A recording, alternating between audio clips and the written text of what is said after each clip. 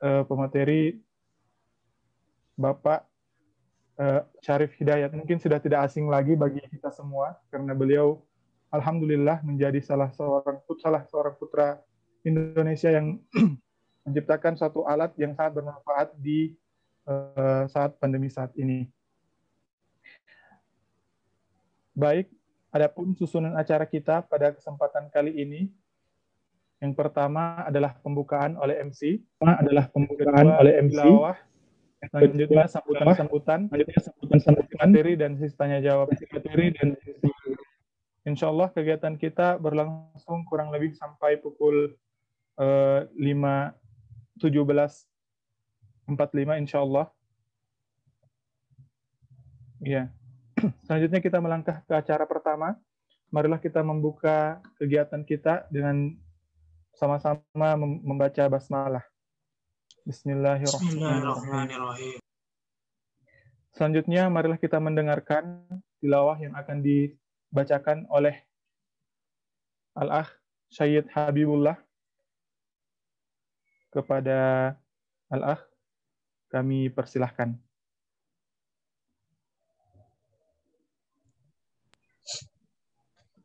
Bismillahirrahmanirrahim. Assalamualaikum warahmatullahi wabarakatuh. Waalaikumsalam warahmatullahi wabarakatuh. Insyaallah saya akan membacakan surat Al-Fat ayat 1 sampai 5.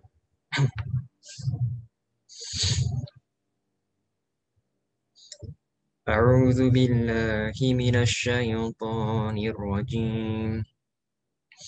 Bismillahirrahmanirrahim.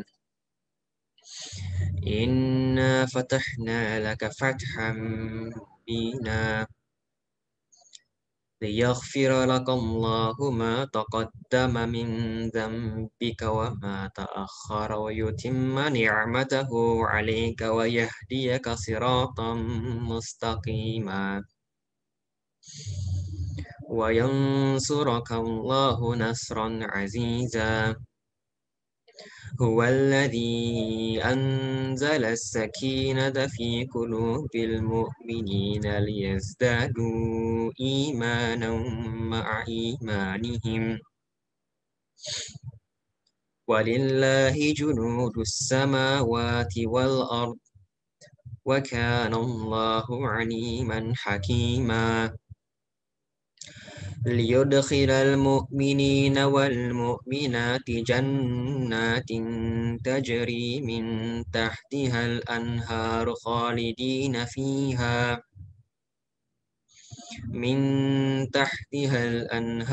خالدين فيها ويكفر عنهم سيئاتهم وكان ذلك عند الله فوزا عظيما. Dengan nama Allah yang Maha Pengasih, Maha Penyayang, sungguh kami telah memberikan kepadamu kemenangan yang nyata, agar Allah memberikan ampunan kepadamu, Muhammad, atas dosamu yang lalu dan yang akan datang, serta menyempurnakan nikmat-Nya atasmu dan membimbingmu ke jalan yang lurus, dan agar Allah menolongmu dengan pertolongan yang kuat. Dialah yang telah menurunkan ketenangan ke dalam hati orang-orang mukmin untuk menambah keimanan atas keimanan mereka. Dan milik Allah lah bala tentara langit dan bumi, dan Allah Maha Mengetahui, Maha Bijaksana. Agar Dia memasukkan orang-orang mukmin laki-laki dan perempuan ke dalam surga yang mengalir di bawahnya sungai-sungai. Mereka kekal di dalamnya dan Dia akan menghapus kesalahan-kesalahan mereka. Dan yang demikian itu menurut Allah suatu keuntungan yang besar. Maha benar Allah atas segala firman-Nya. Sekian. Assalamualaikum warahmatullahi wabarakatuh. Waalaikumsalam warahmatullahi wabarakatuh. Syukran jazakallahu khairan kepada Al-Akh Syed Habibullah. Semoga apa yang dibacakan menjadi pahala bagi pembaca dan menjadi pahala juga bagi pendengar. Acara selanjutnya adalah sambutan. Sambutan yang pertama oleh Ketua Umum Kamil Pasca Sarjana ITB 2021, Al-Akh Nugrah Taragih. Ya. Kepada Al-Akh kami persilahkan. Baik, Bismillahirrahmanirrahim. Assalamualaikum warahmatullahi wabarakatuh. Waalaikumsalam warahmatullahi wabarakatuh.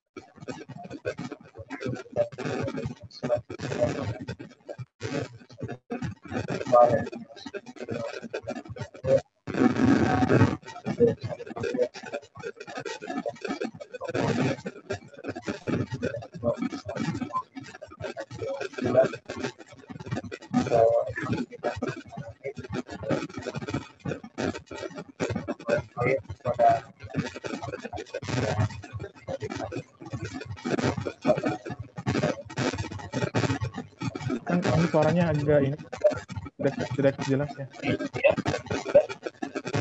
Oh iya, ya. Baik, terima kasih alhamdulillah. Yang saya hormati Bapak Syarif Hidayat yang kita buat tadi kita bersama-sama mendengarkan apa yang disampaikan bisa mudah-mudahan menambah bekal Punten kan, kita. Lalu suaranya masih kurang jelas. Mungkin tidak pakai headset aja kan? Kayaknya headsetnya bermasalah. oh iya, coba ya. Ya, sudah lebih jernih ya. Sudah lebih jernih kan? Ini udah. Sudah.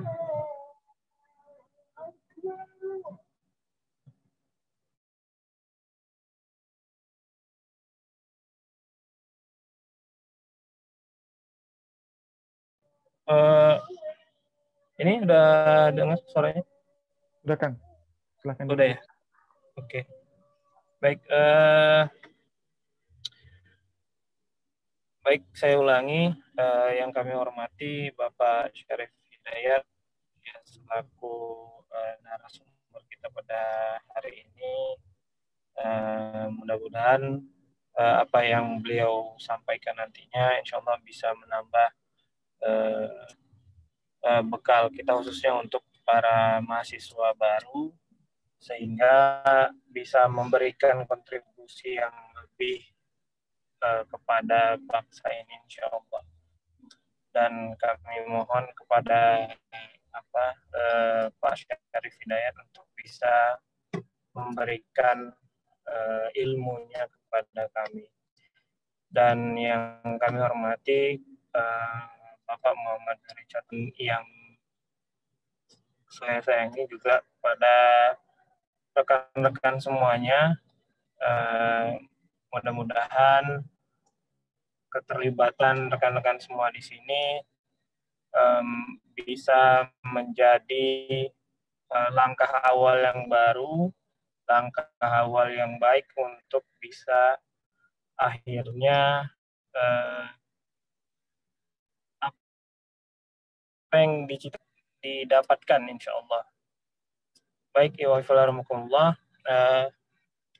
Alhamdulillah pada hari ini merupakan agenda pertama Kamil 2021, agenda kepengurusan Kamil 2021 sebagai agenda pembuka. Saya berharap bisa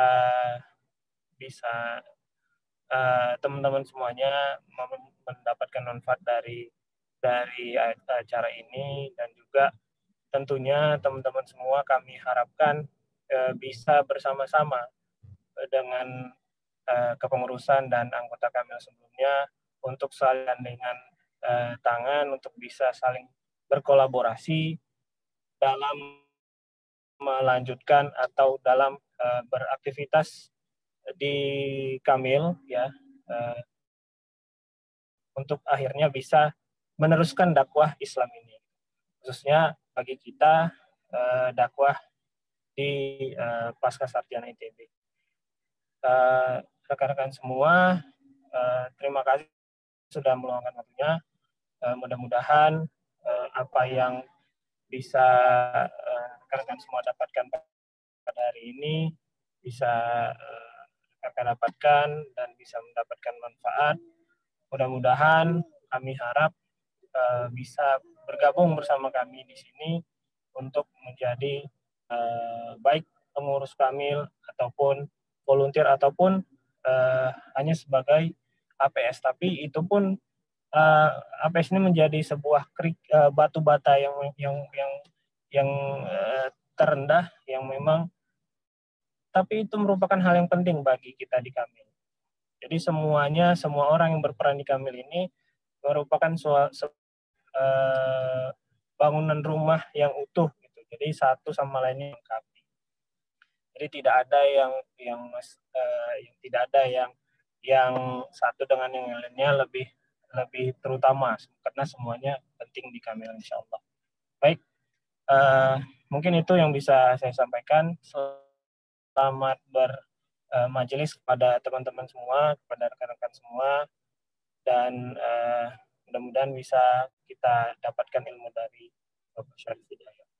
Baik, bila taufiq wal hidayah. Assalamualaikum warahmatullahi wabarakatuh. Waalaikumsalam warahmatullahi wabarakatuh. Syukran jazakallahu khairan kepada al-akh atau Rista lagi. Selanjutnya kita akan mendengarkan sambutan oleh dosen pembina oleh Kamil Pasca Sarjana ITB 2021 oleh Bapak Muhammad Zuhri Catur Chandra SDMT. Sekaligus kami meminta kesediaan Bapak untuk membuka kegiatan pelatihan kita secara resmi. Kepada Bapak kami persilahkan. Oke. Bismillah, tes. Bisa terdengar suara saya?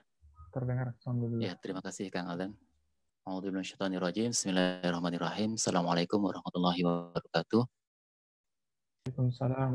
Alhamdulillahirabbil alamin. Innal hamdalillah nahmaduhu wa nasta'inuhu wa nastaghfiruh wa na'udzu billahi min shururi anfusina wa min sayyiati a'malina.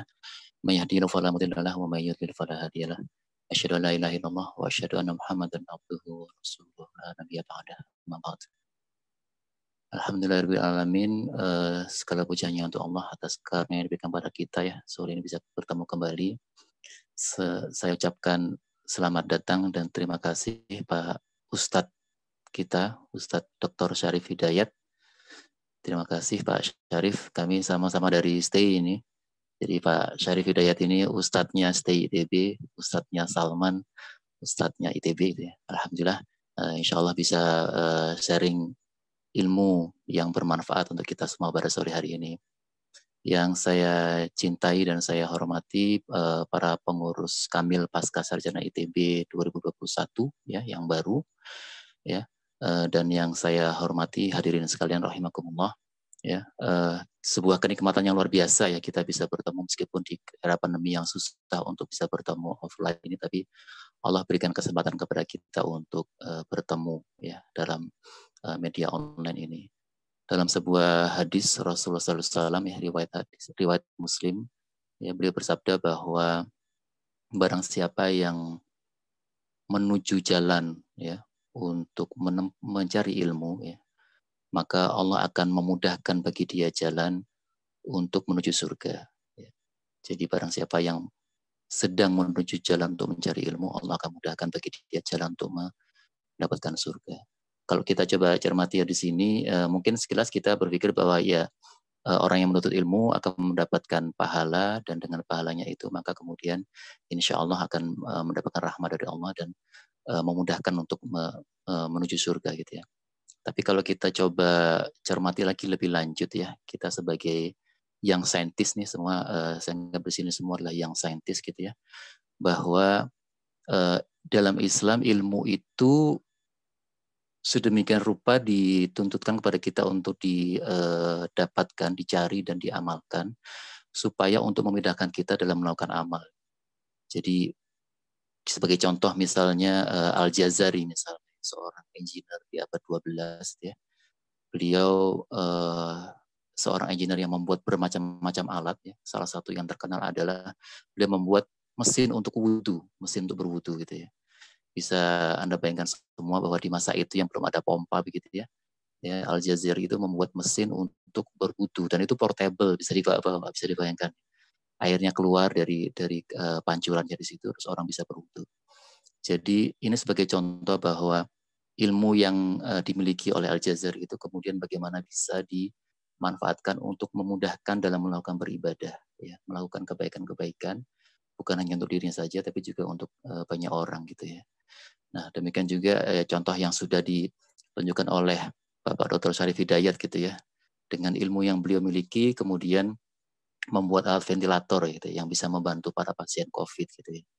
Ini juga suatu contoh ya bahwa ilmu itu akan membantu kita memperbanyak amal perbuatan kita, memperbanyak amal kebaikan kita gitu ya, sehingga akan menjadi insya Allah ya mendapatkan rahmat dari Allah dan memudahkan kita jalan menuju surga.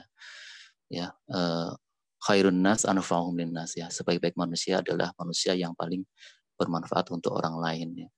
Jadi Anda semua di sini mungkin sebagian besar adalah mahasiswa gitu ya, mahasiswa Pakar Sarjana mungkin ya.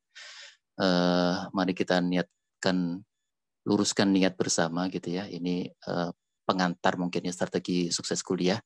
Yang paling penting adalah meluruskan niat ya, bahwa dalam kita menuntut ilmu itu yang paling penting adalah bagaimana kita menjadi manusia yang bermanfaat itu sehingga bisa memudahkan bagi kita beramal, beribadah, dan memberikan kebaikan bagi orang lain gitu ya. Kalau soal nanti rezekinya dapat karir yang bagus dan sebagainya, itu efek sampingan, efek sampingan. Manakala kita bermanfaat bagi orang lain, maka insya Allah rezeki itu akan juga dimudahkan oleh Allah. Ya. Tapi yang paling penting adalah bagaimana kita menjadi orang yang bermanfaat, ya, sehingga kemudian memudahkan jalan kita menuju surga insya Allah. Nah, pada sore hari ini adalah acara debutnya Kamil, pengurus Kamil 2021 ya.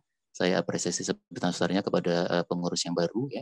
Semoga melalui Kamil Pasca Sarjana ini ya Anda semua bisa berkolaborasi, berinteraksi, bagaimana bisa membumikan ilmu-ilmu yang akan dapatkan di bangku kuliah dan juga mendiskusikan lebih lanjut lagi agar menjadi sesuatu yang lebih bermanfaat gitu ya. Mudah-mudahan kedepannya Kamil semakin sukses ya.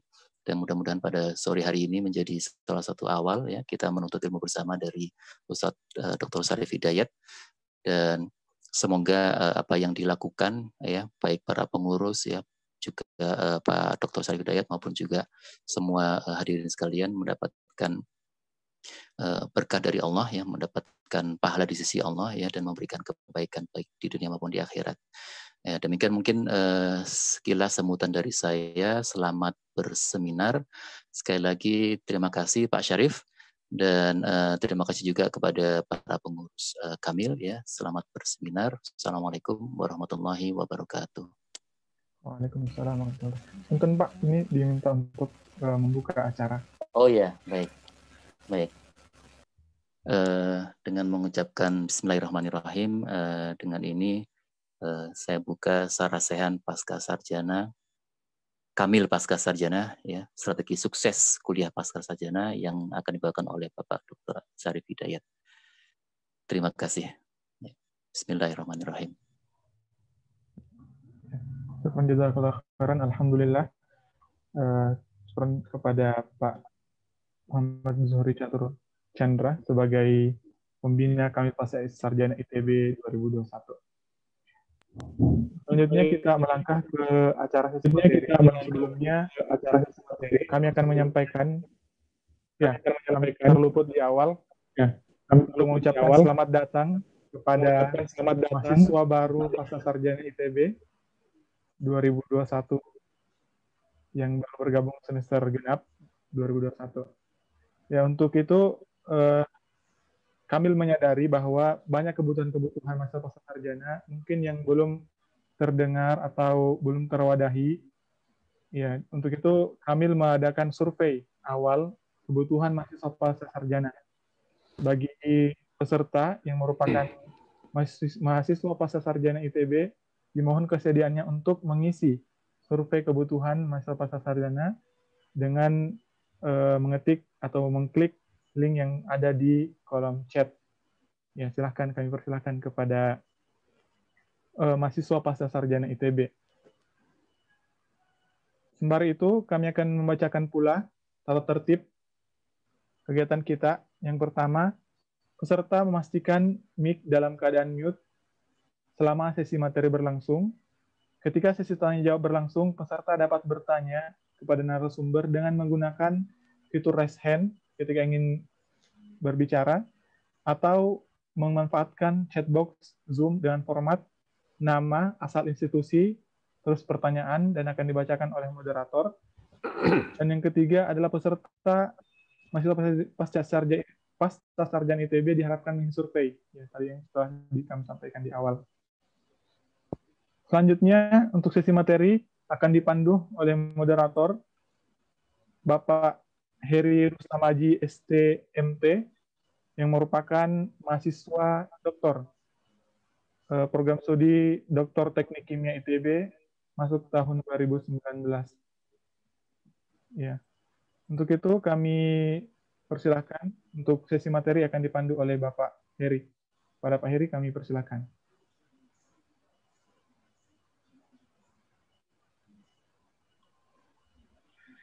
Baik, terima kasih. Apakah suara saya bisa terdengar, Mas? Terdengar, Pak. Baik. Baik, Assalamualaikum warahmatullahi wabarakatuh. Waalaikumsalam warahmatullahi wabarakatuh. Alhamdulillahirrabbilalamin. Hadana lihada wa ma kunna linahtadiya lawla an hadana Allah. Asyhadu an la ilaha illallah, asyhadu anna Muhammadar Rasulullah. Allahumma shalli ala Muhammad wa ala ali Muhammad. Yang saya hormati Ustadz Dr. Syarif Hidayat STMT, yang saya hormati Bapak Muhammad Zuli Catur STMT selaku pembina Kamil, para mahasiswa pasca sarjana ITB, segala puji bagi Allah Subhanahu wa taala atas segala limpah nikmatnya kepada kita semua, sehingga pada sore hari ini kita masih dipertemukan oleh Allah Subhanahu wa taala dalam satu acara sarasehan pasca sarjana. Kemudian salawat salam senantiasa kita sanjungkan kepada Rasulullah Muhammad SAW dan para sahabat.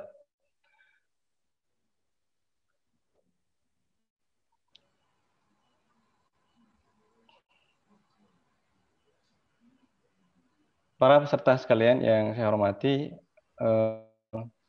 sesuai dengan tema yang akan kita bahas pada sore hari ini terkait dengan kiat sukses belajar di pasca sarjana, saya akan membacakan terlebih dahulu kurikulum vitae singkat dari pembicara pada sore hari ini. Yaitu nama Bapak Syarif Hidayat, lahir 29 Agustus 1962, nasionality Indonesia, pendidikan S1 Department of Electrical Engineering, Institut Teknologi Bandung 1988, kemudian S2 MS Department of Electrical Engineering, Institut Teknologi Bandung 1991, PhD Department of Electrical Engineering, University of Tokyo 1996.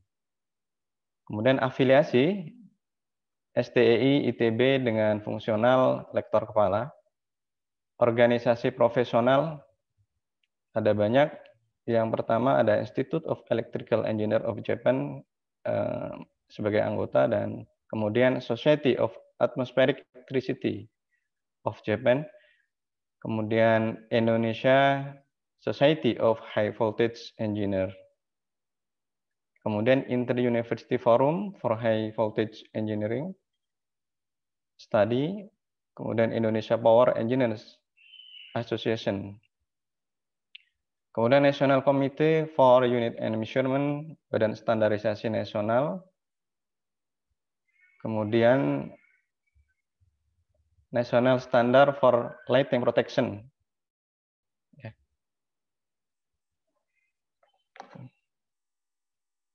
Kemudian organisasi yang beliau ikuti atau beliau naungi, yang pertama adalah Ketua Umum YPM Salman ITB 2009 sampai 2017, Ketua Harian Asosiasi Masjid Kampus Indonesia, anggota Dewan Pertimbangan MUI Kota Bandung, anggota Dewan Pertimbangan ISMI Jawa Barat, penghargaan ASEAN Outstanding Engineering Award 2004 dari ASEAN Federation of Engineering Association, kemudian karya profesional, penemu jaringan deteksi mapping petir nasional, kemudian pencipta lebih dari 30 alat proteksi petir, kemudian perintis sistem penggelaran kabel laut Indonesia, kemudian pencipta alat listrik tegangan tinggi di Indonesia. Karya Haki, beliau memegang paten sebanyak 12, kemudian hak cipta sebanyak 4, kemudian karya ilmiah, menulis lebih dari 30 karya ilmiah dalam jurnal maupun konferensi internasional. Baik, untuk efektivitas waktu saya persilakan kepada Bapak Ustadz Dr. Arif Hidayat untuk menyampaikan mematahkan materi pada sore hari ini. Kami persilakan.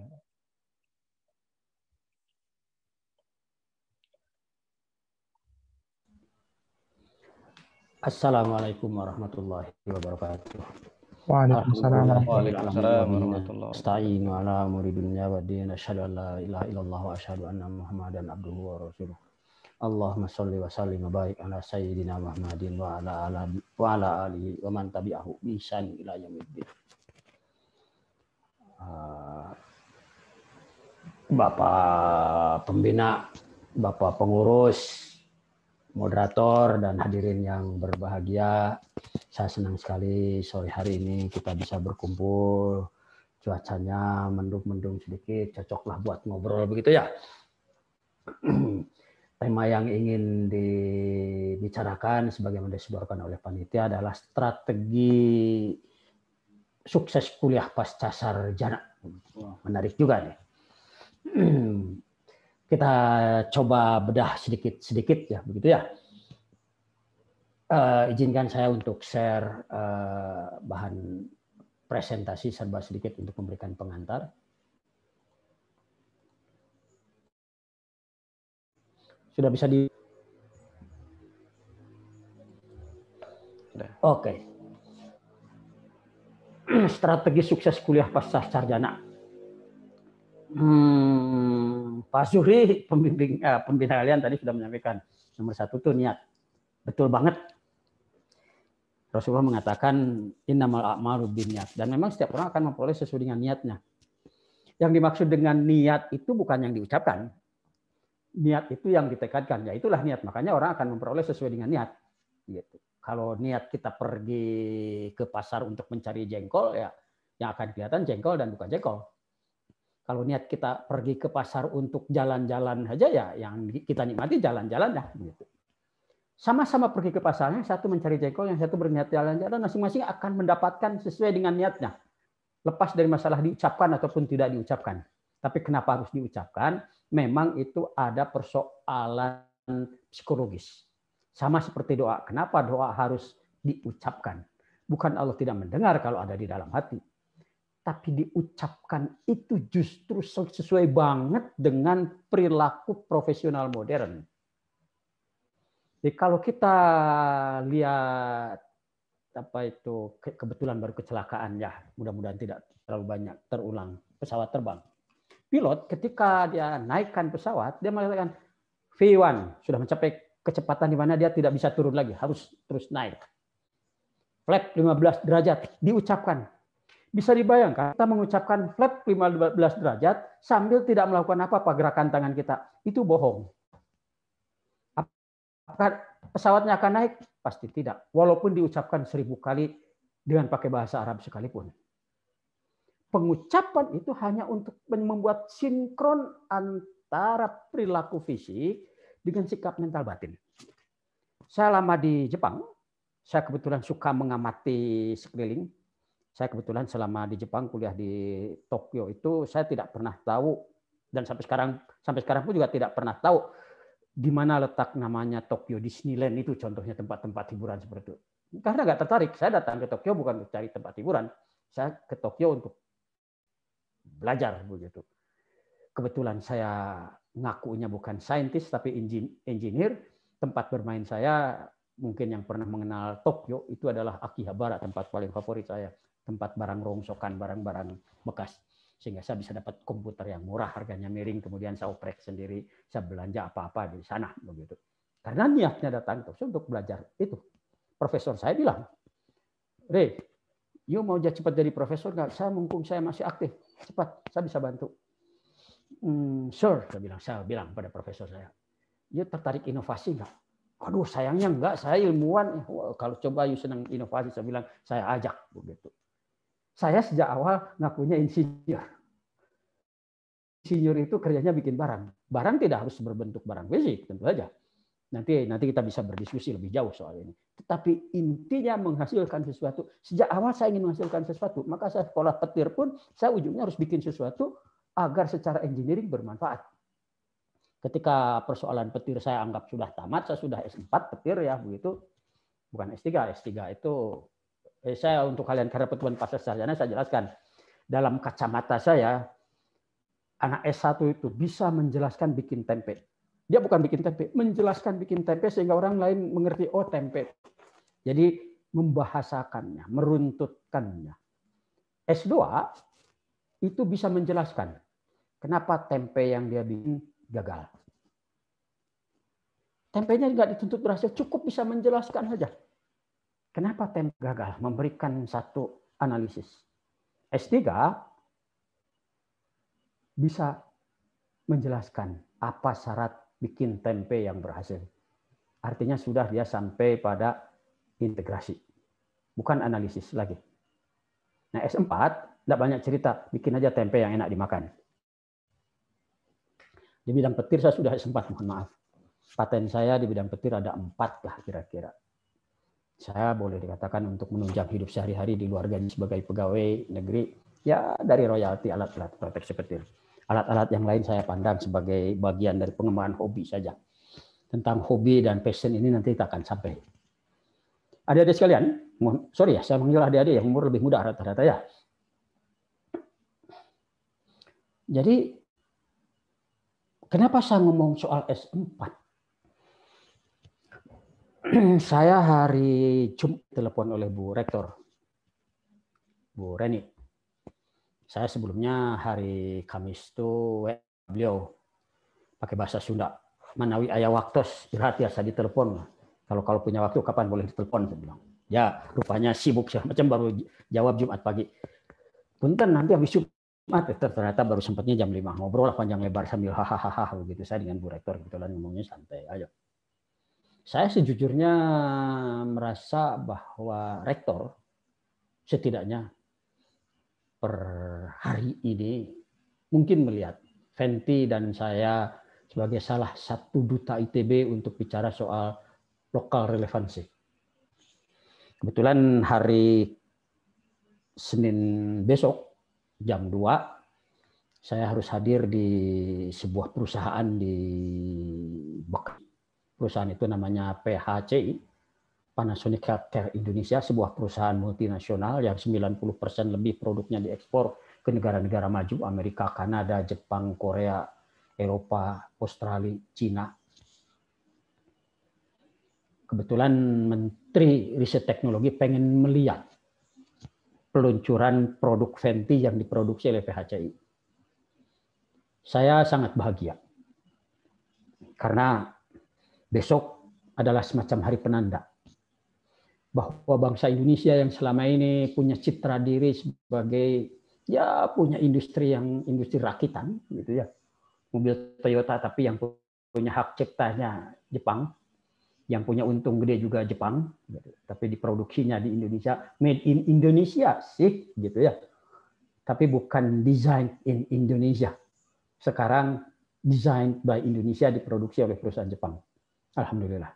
Jadi Bu Reni ikut bangga dengan itu dan saya bahagia ikut memberikan satu kontribusi kecil untuk memberikan satu pemahaman tentang hakikat pendidikan.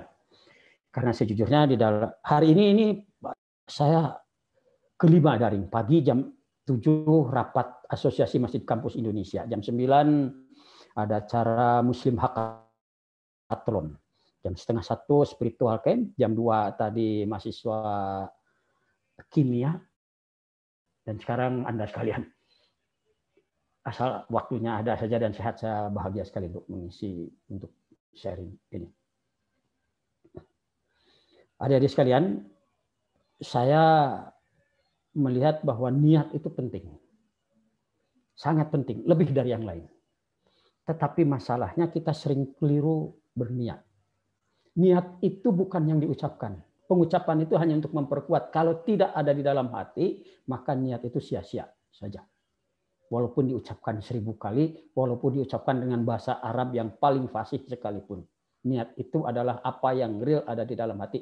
Mau apa pergi ke pasar, maka itulah yang akan didapat di pasar. Niat itu boleh dikatakan penyaringan awal. Tadi saya sudah menyebutkan selama saya di Jepang, misalnya saya mengamati bahwa kalau masinis kereta api itu melewati lampu pengatur lalu lintas kereta api, dia menunjuk ke lampu itu mengatakan Shingo gitu. Shingo itu bahasa Jepang artinya rambu pengatur lalu lintas. Itu untuk memperkuat bahwa dia fokus betul pada itu. Itulah doa. Doa itu kenapa akan diijabah oleh Allah dan Allah menjanjikan?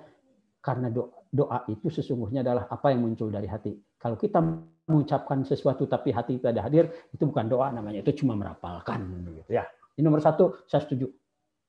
Niat kita luruskan. Buat apa datang ke Bandung? Itulah yang akan kita peroleh. Seperti halnya Rasul mengatakan, buat apa orang pergi ke Madinah? Itulah yang akan diperoleh. Oke, tadi disebut sukses kuliah. Ya, saya sebut sukses studi saja. Saya ingin agak memperluas ketimbang cuma sukses studi. Saya ingin bicara saja bahwa sukses studi itu di atasnya ada sukses karir, ya begitu ya. Tapi kan yang ingin sukses bukan cuma karir, ingin sukses hidup juga begitu. Buat apa kita lulus dari ITB kemudian karirnya mentok? Buat apa juga karirnya bagus kemudian hidupnya tidak sukses? Ya hidup yang sukses itu sederhananya yang fid dunya hasanah wa fil akhirati hasanah wa qina adzabannar. Bagaimana agar kita sukses studi tapi di dalam satu horizon bahwa itu untuk mengarah pada sukses hidup. Karena kalau cuma sukses studi saja relatif mudah. Tergantung apa yang kita inginkan, tergantung niatnya nanti. Baik, saya lanjutkan. Untuk bicara soal nanti sukses studi,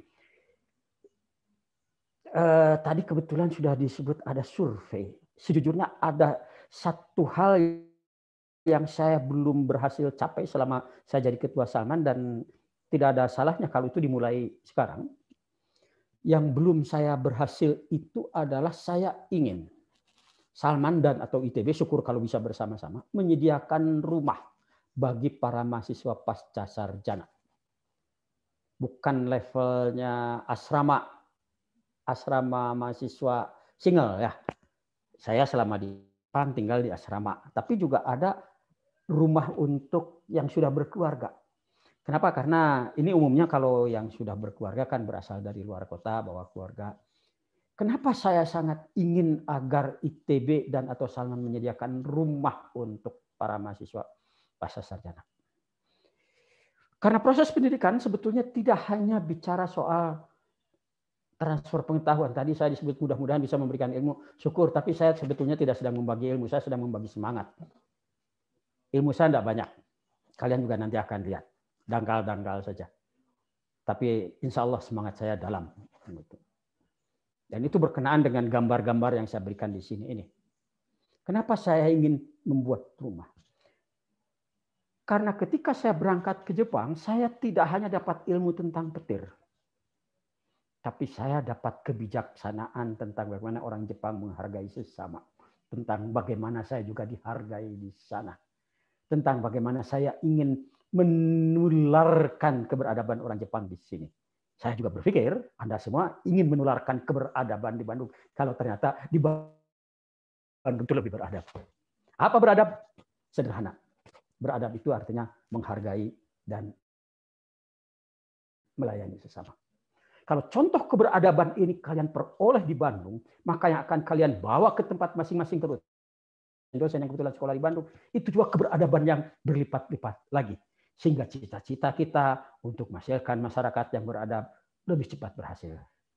Nah, kalau kebetulan entah dari survei atau apapun, Kamil punya program untuk menyewakan rumah. Kalau bisa agak berkumpul, kemudian anaknya bisa saling dititipkan, sehingga saling menitipkan, sehingga bisa dapat kuliah dengan nyaman karena tenang anaknya juga dan tidak harus mahal-mahal. Saya sangat ingin support. Silakan hubungi Rumah Amal untuk dapatkan program rumah bersama begitu ya di dalam satu kompleks mana begitu sehingga ketika kuliah itu tenang anaknya udah saling dititipkan tulan tidak sedang kuliah bisa ikut ngasuh anak yang kuliah silakan begitu. Sehingga kita memperoleh pengalaman yang dalam tentang keberadaban. Tidak hanya bicara soal dapat ilmu, apalagi cuma dapat ijazah. Adik-adik sekalian, dalam pandangan saya, manusia yang unggul yang harusnya dihasilkan oleh pendidikan, urutannya, saya sudah menyampaikan sampai ke urutan dalam tesis saya. Nomor 1 harus berbudi. Nomor 2 harus bergaul, baru berilmu dan berkarya. Kalau harus memilih, apakah saya memilih orang yang berilmu atau bergaul, saya memilih orang yang bergaul. Kasarannya kalau saya dapat mahasiswa, dapat nilai dia 3,6, 3,8 atau bahkan 4,0 pun saya tidak bangga kalau dia tidak bergaul, tidak ada nilainya. Saya punya banyak karyawan, engineer dan lain-lain karyawan saya, 1 bulan per bulan ini saya rata-rata bayar sekitar 200 sampai 250 juta per bulan. Ada yang pasca sarjana, ada yang sarjana, ada yang nggak sekolah segala macam. Nggak ada satupun di antara karyawan saya itu yang saya tanya berapa IPK-nya ketika ngelamar kerja dengan saya. Selalu yang saya tanyakan adalah, you punya passion nggak untuk mencapai satu kesempurnaan hidup? You bisa diberikan tanggung jawab nggak? You bisa jujur nggak? Tentu saja ada keterampilan dasar yang minimum ada, serta kesediaan untuk belajar terus. Tapi saya tidak pernah tanya IPK. Dan saya tidak membedakan lulusan ITB ataupun bukan lulusan ITB. No way. Saya kebetulan lulusan ITB. Saya tahu betul apa kelebihan-kelemahan anak ITB. Dalam hal tertentu saya amanatkan, you ambil jangan anak ITB, you ambil anak lain. Kalau anak ITB begini, kalau anak yang lain kira-kira tipikalnya seperti itu. Kenapa saya mengatakan itu?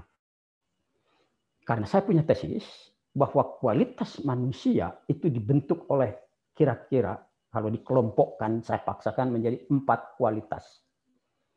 Ada kualitas intelektual yang pengukurannya paling matang duluan dengan pengukuran IQ, intellectuality. Lalu belakangan ada pengukuran kualitas sosial juga dengan social quotient-nya. Belakangan saya melihat bahwa kualitas profesional itu sesuatu yang bukan intelektual. Kualitas intelektual itu berkenaan dengan kemampuan kita untuk memahami gejala alam dan menjelaskannya dengan cara yang mudah dan runtut. Mudah dan runtut. Kalau ada dosen menjelaskan sesuatu kemudian menghasilkan image di kalangan mahasiswanya menjadi rumit, dosen itu tidak berhasil sebagai intelektual.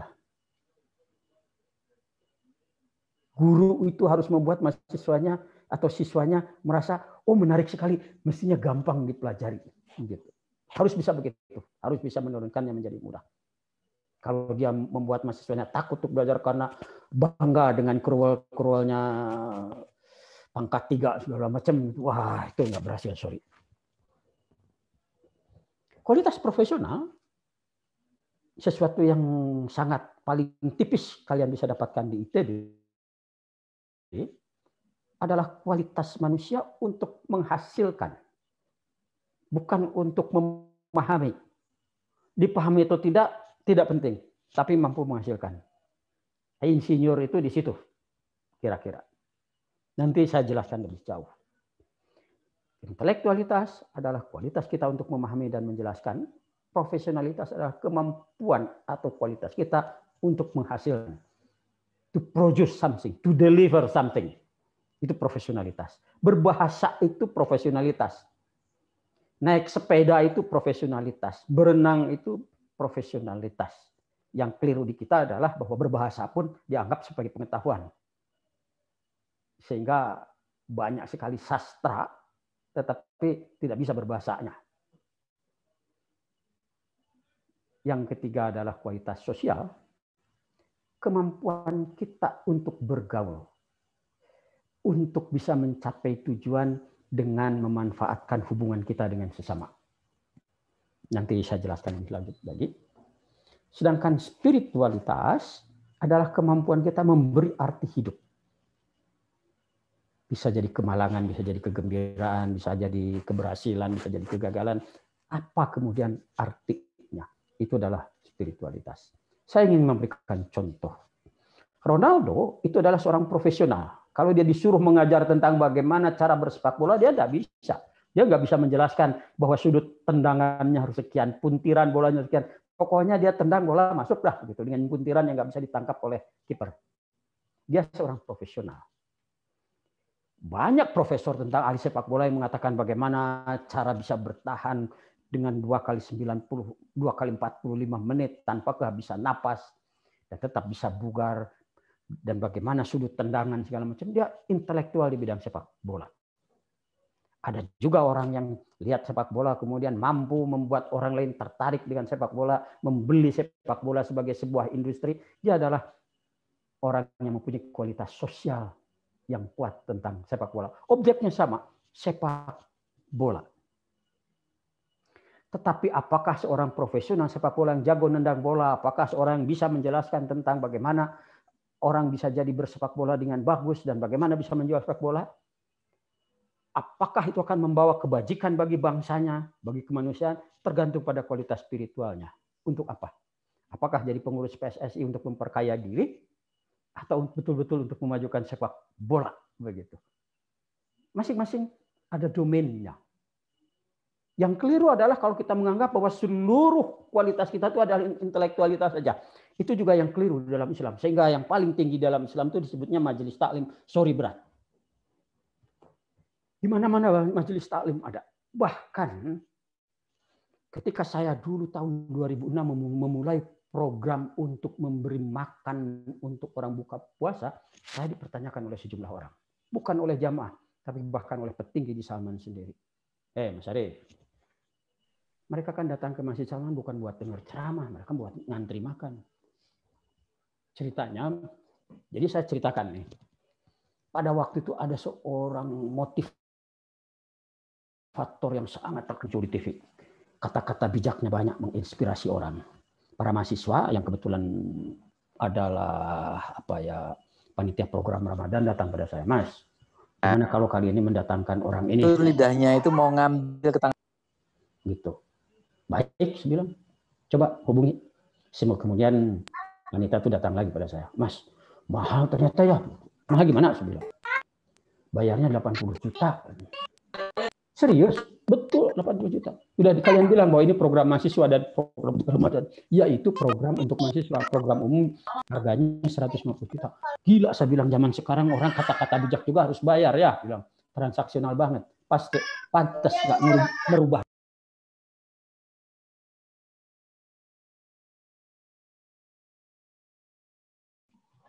Punten Pak, ke mute.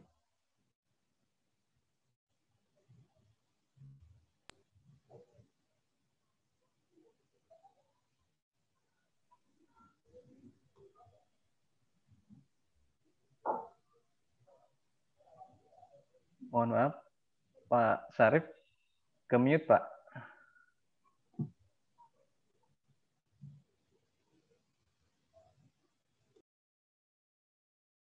Oke, sudah. Sudah Pak. Sudah ya. Oke, saya ulangi. Jadi ceritanya dimulai pada tahun 2006-an kalau tidak salah, panitia Ramadan ingin mendatangkan seorang pembicara yang sangat inspiratif, sangat banyak muncul di TV. Ternyata bayarnya mahal, 80 juta. Saya tanyakan, bukan kalian nggak bilang bahwa itu untuk mahasiswa? Ya, itu tarif mahasiswa, Mas. Tarif publik itu 150 juta ditambah antar jemput pakai Alphard, hotel bintang 5. Wow, saya bilang. Zaman sekarang kata-kata bijak pun mahal harganya ya, bukan cuma beras, saya bilang begitu. Udah, gini aja lah, saya bilang. Udah 80 juta itu akan saya cari. Tapi, saya bilang, bukan untuk bayar penceramah. Kalian makan aja lah. Nasi bungkus anggaplah 8.000. Dengan 80 juta dapat 10.000 bungkus. Dibagi 30, rata-rata ada 300 bungkus setiap hari. Pada waktu itu di Salman, baru kita memberikan makanan 3 butir kurma untuk buka puasa. Iftar saja, ditambah air putih. Tambah air hangat. Mulai saat itu, karena saya merasa marah dalam tanda petik terhadap kenyataan bahwa bangsa ini hanya untuk kata-kata bijak pun harus keluar biaya mahal, kasih makan saja. Udah kalian makan saja, saya bilang. Saya diprotes. Dan mereka kan datang ke Salman bukan untuk dengar ceramah, Mas. Itulah masalah kita. Itulah yang menjelaskan kenapa agama ini tidak membawa kita kemana-mana. Bukan agamanya yang keliru, tapi kita keliru membaca agama. Agama tidak dipandang sebagai rambu yang menuju surga, tapi hanya dipandang sebagai hiasan saja. Persis seperti kalau kalian pergi ke Cianjur itu ada tulisan Subhanallah, walhamdulillah, wala ilaha illallah, wallahu akbar. Itu panjang jalan itu kalau di Bandung. Kemudian Cianjur mengklaim diri sebagai kota yang religius. Dan tidak lama kemudian bupatinya ditangkap karena korupsi. Agama dipandang hanya sebagai hiasan saja. Ada artinyakah di jalan ditulis itu? Tidak memberi nilai apapun. Itu cuma hiasan saja. Dan kita merasa sudah beragama. Dan kita merasa cukup. Cianjur kota syariah.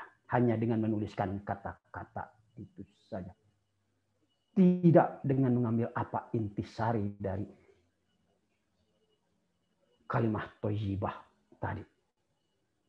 Adik-adik sekalian, saya ingin sampaikan pada kalian bahwa the highest virtue bukan intelektualitas. Walaupun saya harus katakan, saya setuju bahwa memang bahkan baginda Rasul pun mengatakan bahwa orang yang berilmu itu derajatnya lebih tinggi. Bahkan Al-Quran juga mengatakan begitu. Bahwa orang beriman dan berilmu diangkat beberapa derajat. Yang celakanya pada dekade ini kalian menyaksikan di mana orang yang berilmu dan orang yang tidak berilmu sama derajatnya. Lewat apa yang disebut dengan demokrasi komunikasi lewat medsos. Kalian menghadapi situasi yang sangat pelik. Yang saya syukurnya umur saya sudah tidak banyak lagi jatahnya. Sekarang saya umur 58 tahun. Kalau mengikuti baginda Rasul umurnya 63 jauh rata-rata 5 tahun lagi. Kalau lebih itu sudah dapat bonus saya. Kalian masih panjang menghadapi situasi yang sangat berat ini. Di mana kalian dihadapkan pada kenyataan orang yang berilmu dan yang tidak berilmu sama value-nya di depan kalian. Kalian dicekoki dengan informasi-informasi yang tidak berasal dari orang yang berilmu. Dan kita terpaksa harus menyaringnya sendiri. Dan saya harus bertanya pada kalian, dari 100 unggahan WhatsApp yang kalian terima setiap hari, berapa yang relevan dengan kalian? Dan berapa yang kalian anggap itu berguna? Sangat berat. Kita biasa hidup di tengah sampah. Dan kalau kita hidup di tengah sampah, artinya itu mubazir. Innal mubazirina kanu ikhwanas syayatin. Karena kita kemudian kehilangan kepekaan. Karena kita kehilangan kemudian informasi-informasi penting. Karena tenggelam dengan informasi-informasi yang tidak bernilai, yang berseliweran.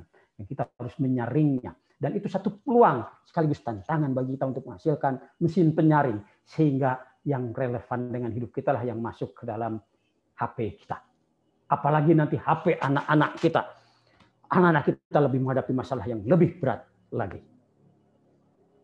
Dah. Sekali lagi. Manusia tidak hanya diukur dari intelektualitasnya. Sayangnya ITB terlalu menekankan itu. Bahkan untuk S1 ITB tidak peduli orang anak itu gampang patah atau nggak gampang patah. Pokoknya dengungkan dia sekian terbaik. 25.000 terbaik dari 400.000 begitu ya. Hanya diukur dari kapasitas intelektualnya saja. Ketika masuk ITB kemudian dia gagal sekali dua kali atau patah putus cinta dengan pacarnya kemudian pengen bunuh diri. Saya harus kasih tahu pada kalian satu kabar buruk. Saya melakukan pengamatan bahwa setiap angkatan di ITB kira-kira 10-15% lulusannya itu menjadi paria. Paria. Tidak memberi nilai, jadi parasit saja. Dikasih kerjaan, dikasihani oleh teman-temannya seangkatan. Kenapa? Lulus dia dari ITB. Tadi kan kalian strategi sukses kuliah ya, lulus dia. Tapi 10-15% rata-rata bervariasi. Itu tidak jadi apa-apa. Tidak lulus berkarir, apalagi tidak lulus hidup. Lulus berkarir banyak hidupnya acak-acakan, ya? Tidak bahagia dunia maupun akhirat. Saya kasih tahu. Kenapa? Karena ITB sebetulnya pasang kacamata kuda. Mahasiswanya pokoknya yang penting intelektualitasnya bagus, dosen-dosennya nggak gaul juga yang penting dia jago ilmunya, dicemplungkanlah sama-sama nggak gaulnya begitu. Hasilnya relevansinya nggak ada. Apa yang dibilang pemerintah harus kopus saja, membebek semua. Nggak ada hasilnya. Indonesia kebanjiran kita nggak bisa ngasih solusi. Indonesia COVID kita nggak bisa ngasih solusi. Apa yang bisa solusi? Nggak ada, sorry. Kasar sekali saya bicara, ya. Tapi itulah kenyataan. Di mana kekecewaan saya tumpahkan menjadi karya saja. Bedanya orang pecundang dengan juara adalah kekecewaan bagi pecundang menjadi alasan untuk mundur. Bagi juara, kekecewaan adalah alasan untuk menampilkan karya alternatif. Saya sampaikan, dari banyak paten saya yang pertama itu berasal dari kekecewaan juga. Yang adik-adik yang laki-laki mungkin pernah mampir di mall yang mahal atau di hotel yang mahal yang ada urinoir dengan pembilas otomatis yang nggak usah disentuh, gitu ya. Kita kan sering jengkel ya, karena tidak user friendly-nya, gitu ya. Nah, saya juga jengkel, tapi kejengkelan saya kemudian saya rubah saja. Udah, saya menciptakan alat kontrol pembilas urinoir yang ramah pengguna, lebih spesifik dengan fitur bersuci. Saya bikin itu paten pertama saya. Tahun 2000 berapa itu, 2011 2012 gitu. Itu paten saya. Itu berasal dari kekecewaan juga. Kecewa itu biasa, takut juga biasa, marah juga biasa. Yang penting apa yang kita lakukan di tengah kemarahan, apa yang kita lakukan di tengah ketakutan, apa yang kita lakukan di tengah kekecewaan dan sebagainya. Itulah ukuran kita. Hadirin sekalian, saya lanjutkan saja. Jadi unsur kualitas kemanusiaan itu intelektual, profesional, sosial, dan spiritual. Masing-masing punya potensi, punya tools pengembangan, dan punya unsur-unsur pengayaan. Intelektualitas, potensinya adalah kecerdasan intelektual yang sudah umum kita ukur dengan IQ. Tools untuk mengembangkannya, lepas dari masalah khasanah pengetahuannya, adalah metode ilmiah. Metode ilmiah itu adalah gabungan dari metode induksi dan deduksi. Setiap masalah itu dipertanyakan apakah masuk akal, setiap masalah itu dipertanyakan apakah sesuai dengan eksperimental, begitu ya. Kalau dua-duanya teruji sahih, maka diakui sebagai kebenaran ilmiah. Yang tidak sahih salah satunya masih dianggap sebagai pengetahuan yang masih non ilmiah. Saya harus garis bawahi bahwa tidak semua pengetahuan itu ilmiah. Tidak. Ilmiah adalah satu subset dari pengetahuan yang sudah diuji dengan cara induksi dan deduksi. Tapi tidak semua yang dengan metode ilmiah belum tentu benar. Benar menurut ukuran pemahaman kita saat itu. Benar menurut ukuran alat ukur yang ada pada saat itu. Categoris paribus sifatnya. Nah, adapun bidang-bidang keahlian kita, entah dari biologi, entah dari kimia, entah dari fisika, elektro, TI, seni rupa, atau apapun itu hasanah saja. Dan hasanah itu akan obsolet dalam waktu 4-5 tahun saya kira. Kalau kalian lulus sebagai sarjana atau sarjana, pengetahuan 4-5 tahun yang akan datang itu sudah lewat itu. Yang akan bertahan lama di kita, kalau kalian memahami, adalah metode ilmiahnya. Metode ilmiahnya tetap aja. Jadi jangan gugon tuhon, jangan heboh dengan hasanahnya. Hasanah itu cepat berubah. Yang tidak cepat berubah adalah metode ilmiahnya. Jadi kalau yang kita peroleh nanti lulus dari pasca sarjana hanya mengandalkan semata-mata pada metode ilmiah dan pada hasanah dan tidak mengandalkan metode ilmiahnya, kita cepat aus. Tapi kalau yang kita kuasai adalah metodenya, kita akan bertahan lebih lama. Profesionalitas, ukuran potensinya adalah kecerdasan profesional. Saya ingin memperkenalkan asumsi saya, karena belum diukur secara real, kecerdasan profesional itu ada unsur-unsur, pertama adalah kreativitas. Tidak semua orang punya kreativitas. Sama halnya tidak semua orang mudah menghitung matematik, begitu ya. Tidak semua orang mudah mengingat sesuatu. Tapi profesional, satu adalah kreativitas. Yang kedua, unsur dari kecerdasan profesional itu adalah kesadaran mutu. Dan yang ketiga adalah skill. Keprigelan. Nah, sebetulnya semacam kecerdasan kinestetik. Kinestetik itu jadi otak kita berpikir. Tapi kalau semua tindakan kita didasarkan atas pemikiran, itu telat. Pesepak bola misalnya nggak mikir dulu ketika nyambut bola yang datang melentung di atas dan harus kemana diarahkan sehingga masuk ke dalam gawang lawan itu. Nggak mikir dulu dia. Tidak diolah secara analitik di otak dulu, tapi kecerdasan otot gitu istilahnya. Semacam itu. Itu adalah profesionalitas. Sangat mudah saya menjelaskan dengan kasus pemain sepak bola. Nggak mikir dulu gitu. Nah, tools yang dipakainya adalah metode kerja. Metode kerja itu intinya yang paling dasar adalah pertama adalah mutu. Mutu itu mendeliver pada waktunya sesuai dengan yang dijanjikan. Intinya adalah bagaimana kita menjaga kualitas kerja kita dengan tools yang berkembang nantinya. Nah, unsur-unsur pengayaannya itu ada skill yang bisa dilatih, ada teknologi yang dapat diakuisisi dan dapat diakumulasi antar generasi, serta sumber daya yang relatif terbatas. Itu yang menyebabkan kita punya profesionalitas nanti. Kemampuan sosial kita itu mempunyai unsur potensi kecerdasan sosial. Apa kecerdasan sosial? Lebih kurang kecerdasan sosial itu adalah semacam kemampuan untuk mengerti apa keinginan sendiri dan apa keinginan orang, serta untuk menyesuaikannya, begitu. Jadi tidak hanya tahu keinginan sendiri, tapi juga bisa meraba posisi orang dan bisa menjembatani. Nah, orang yang mampu itu disebut mempunyai kemampuan sosial yang tinggi. Ya, bisa membaca bahasa tubuh lah istilah yang lainnya, bisa menempatkan diri begitu. Tidak jumawa dan lain-lain sehingga orang lain merasa tersinggung.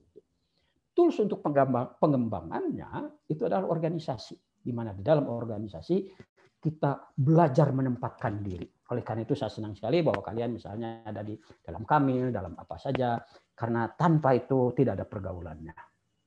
Kepemimpinan dan media. Itu tools yang dipakai. Media adalah sekarang terutama sangat penting, bahkan mengalahkan hierarki kepemimpinan yang sifatnya otoritatif. Dia menjadi lebih influensial. Sedemikian rupa sehingga televisi keok oleh pribadi-pribadi. Orang bayar iklan untuk Raffi Ahmad saja langsung. Tidak bayar ke RCTI, sehingga RCTI kelimpungan, sehingga Tempo pun kelimpungan. Tapi influencer itulah yang lebih kaya. Tapi apakah influencer itu nanti menghasilkan kebaikan atau tidak, nanti tergantung pada kualitas spiritualnya lagi. Nah, unsur-unsurnya, yang pertama adalah status sosial. Yang kedua status ekonomi, dan tiga status kesehatan. Saya perlu memberikan penekanan di sini tentang status sosial. Apa contoh status sosial? Contoh status sosial itu adalah gelar kebangsawanan, gelar kesarjanaan. Hal-hal yang menempel pada kita yang membuat satu asosiasi yang tinggi. Yang kedua status ekonomi. Ya, orang yang mampu dengan yang tidak mampu bedalah begitu, dihargai orang. Lalu status kesehatan baik mental maupun fisik. Mohon maaf, orang yang agak pendek seperti saya cenderung tidak dihargai dulu. Tapi orang yang gagah seperti SBY begitu dihargai dulu itu. Orang yang ganteng seperti AHY, seperti yang lain itu lebih mudah dimaafkan. Orang yang cantik lebih mudah dimaafkan juga, lebih mudah diterima juga. Terima aja, nggak usah ngiri. Karena bukan hanya kecantikan yang pemberian Tuhan, kecerdasan intelektual pun pemberian Tuhan, kecerdasan profesional pun pemberian Tuhan, bukan hanya status sosial. Jadi jangan ngiri pada orang, jangan kemudian kita bersikap negatif. Kita manfaatkan saja. Kalau kita kebetulan seperti saya kurang tinggi, kurang menarik dalam bergaul ketika memasarkan produk, ya kita cari orang yang punya status sosial bagus. Kalau kalian pergi ke India, kalau kalian mau dapatkan orang yang dituruti, ya carilah dari kelas kasta yang tinggi yang bisa dituruti. Misalnya orang-orang yang berjiwa entrepreneur itu dia akan memanfaatkan situasi untuk keuntungannya, dia tidak mengeluh-mengeluh. Terakhir adalah kualitas spiritual. Kualitas spiritual itu kemampuan kita untuk memberi arti. Potensinya sebetulnya saya menyebutkan hanya satu aja, jiwa tauhid kalau dalam kita. Kalau kita perluas, tidak menyebutkan tauhid karena orang lain tidak tahu tauhid, yang bukan beragama Islam, ya percaya Tuhan dan responsibility, percaya pada hari kemudian. Saya harus menyampaikan ini karena kebajikan tidak hanya berasal dari penyembahan Tuhan menurut cara kita. Orang Jepang orang-orang Asia Timur secara umum itu percaya bahwa mereka terkonek dengan orang-orang yang mendahuluinya. Ada meja sembahyang di rumahnya. Kemarin saya melihat bagaimana seorang kakek berusia 91 tahun ketika rumahnya direnovasi dengan bagus, dengan mesra berkata pada istrinya, siapa namanya gitu ya. Ya, istriku, rumah kita udah bagus sekarang, begitu ya. Mereka mengkoneksikan diri dengan orang yang sudah mati. Mereka merasa bahwa harus memelihara kepercayaan orang yang sudah mati, nenek moyang dan sebagainya. Ketika mereka sukses, mereka mengadukan. Ketika mereka gagal pun mereka juga minta maaf. Itu adalah bentuk pertanggungjawaban yang membentuk sikap moral. Orang-orang di India misalnya percaya dengan reinkarnasi. Mereka tidak ingin dilahirkan kembali dengan derajat yang lebih rendah. Begitu. Maka mereka berusaha berbuat baik. Apapun yang membuat kita terkendali untuk memberikan value yang bagus tentang hidup kita, itu adalah sumber potensi kita. Kita tidak bisa mengklaim, kita boleh percaya, kita harus yakin dengan agama kita, dengan tata cara kita, dengan tauhid kita, dengan akidah kita. Tetapi kita harus mengerti bahwa orang lain juga punya. Gitu. Benar tidak benar, nanti aja kalau surga baru kita telepon. Sama halnya kalau kita berangkat dari Bandung mau ke Jakarta, ada tulisan ke kiri Cileunyi, ke kanan Jakarta. Kita nggak usah marah pada orang yang ke kiri, padahal kita sama mau ke Jakarta. Sesudah sampai di Cawang baru telepon, bro, udah sampai mana? Nggak tahu nih kok kayaknya Cianjur, nggak tahu nih kok kayaknya Garut. Ya mungkin kamu salah jalan tadi. Tapi kita baru bisa nelpon kalau kita sudah sampai di Cawang. Kalau kita baru belok kanan kemudian ngebentak-bentak teman, dia udah tersinggung duluan. You belum tentu nyampe Jakarta juga udah tahu seolah-olah you yang punya surga, tanya begitu. Jadi dengan yang beda keyakinan, kita nggak usah heboh. Buktikan aja. Nanti sudah di surga, baru telepon teman kita. You di mana sekarang? Nah, tools untuk pengembangannya ini rada istimewa. Ketulusan. Nggak ada lain. Nah, unsur-unsur pengayanya itu menjadi nilai dasar di Salman. Merdeka, jujur, hanif, sabar syukur, kerjasama, rahmat, dan ihsan. Ketulusan ini milik semua orang. Karenanya ketinggian kualitas spiritual orang tidak diukur dari status sosial, tidak diukur dari kemampuan kerja, tidak diumum dari yang lain-lain. Pancaran jiwanya. Dan kebetulan Rasulullah mengatakan al-jannatu tahta min aqdami ummahat. Karenanya loncat saya, kualitas spiritual itu empuknya adalah figur ibu. Mereka yang tulus melayani tanpa pandai berdebat, tanpa pandai berargumentasi, tanpa perlu mengarab-arabkan diri. Sorry. Nama saya nama Arab, dan saya sangat menganjurkan supaya kalian belajar bahasa Arab sehingga bisa berdebat dengan hebat. Ya. Tetapi keliru kalau kita mengidentifikasi diri bahwa berislam itu sama dengan berarab. No way. Abu Jahal juga namanya Arab. Yang harus kita ambil dari Muhammad adalah apa bedanya Muhammad dari Abu Jahal, bukan samanya. Kita orang-orang intelek. Kita tahu bahwa yang paling penting adalah faktor deterministik, yakni faktor pembedanya, bukan faktor kesamaannya. Jangan keliru. Nah, intelektualitas itu dikembangkan dengan cara diajarkan dan diperdebatkan. Figurnya guru. Profesionalitas tidak bisa diajarkan. Dia hanya bisa dilatihkan dan diuji cobakan. Figur pengampunya adalah figur profesional, insinyur, para praktisi, manajer, dan sebagainya.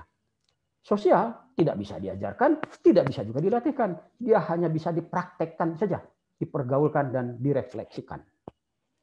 Figurnya, pengampunya adalah figur pemimpin. Spiritualitas tidak bisa apa-apa, hanya bisa ditularkan. Nggak akan guna, sorry berat. Namanya kuliah anti korupsi, namanya kuliah anti ekstremisme, nggak bisa, karena dia nggak bisa diajarkan. Dia hanya bisa ditularkan dari orang yang mempunyai virus lebih dalam tentang kejujuran, tentang apapun yang ingin diberikan, dan itu figurnya figur ibu. Itu sebabnya di Salman pun saya jadikan figur ibu, melayani saja dengan tulus. Jadi program-program kaderisasi di Masjid Salman misalnya saya larang untuk mengambil biaya dari mahasiswa karena saya mengambil tesis sebaliknya. Orang yang mengambil pola transaksional, lembaga yang mengambil pola transaksional, dia boleh mengajarkan intelektualitas, dia boleh melatihkan profesionalitas, dia boleh mengasah sosialitas, tapi jangan harap bisa menularkan spiritualitas. Spiritualitas itu anti komoditi. Lembaga atau orang atau organisasi yang mau menularkan spiritualitas tinggi hanya bisa ditularkan dengan segala ketulusan oleh figur ibu yang tulus melayani saja. Nah, karenanya ketika kita mau melihat sukses studi, tergantung niat kita mau apa. Ketika kalian lulus dari ITB, nomor satu kalian dari aspek sosial dulu. Untuk lulus, untuk bisa berhasil, nomor satu harus selamat dulu ya. Jangan sampai datang ke ITB kemudian terjebak dengan hal-hal yang nggak ada perlu. Ya saya kira kalau untuk pasca sarjana nggak akan lah ya seperti mahasiswa S1 begitu. Nomor dua ya lulus. Lulus dapat tanda ijazah itu sudah tunduk. Berilmu tidak berilmunya belum tentu. Bergaul tidak bergaulnya belum tentu. Tapi kalian sudah lulus dulu dah. Tapi kalau tidak selamat ya nggak lulus. Gitu ya. Selamat, lulus, dapat teman, dapat lingkungan pergaulan. Itu sebetulnya nomor satu. Berilmu tidak berilmunya belakangan. Baru kemudian mereka yang mau ketika pintu ilmu dibukakan oleh dosen, kita masih menggalinya, kita dapatkan metode dan ilmunya. Kalau tidak, kita dapat nilai saja. Suruh ngerjain tugas, kerjain tugas. Ya, kalau perlu nyuruh teman kayak apa, kayak dapat lulus. Saya sering ditipu oleh mahasiswa dan ya sudah saya bilang kalian dapat lulus dari saya. Tapi apakah kalian nanti akan jadi intelektual atau tidak? Saya nggak bisa jamin. Hanya kalian sendiri yang apakah kalian mendalami betul tugas ini atau tidak. Mohon maaf Ustadz, waktunya 5 menit lagi Ustadz. Oke. Yang terakhir urusan spiritualitas. Di urusan bergaul kalian sudah dapatkan. Spiritualitas itu dalam bentuk ketuntasan kalian menyelesaikan satu masalah sehingga kalian bisa menghargai diri sendiri, memberikan nilai tentang arti menjalani hidup serta arti hidup yang lebih luas. Nah, sesudah kita studi, kita kemudian berkarir. Apa syarat berkarir yang sukses? Berkarir yang sukses itu syaratnya 3. Pertama, kalian kan dapat ilmu dan skill tuh lulus dari ITB. Tapi sebetulnya somehow kalian sudah mulai dengan network tuh mendapatkan peran-peran, mencari peran itu di situ. Tetapi yang tidak bisa dibeli, tidak bisa dipelajari adalah passion kalian sendiri.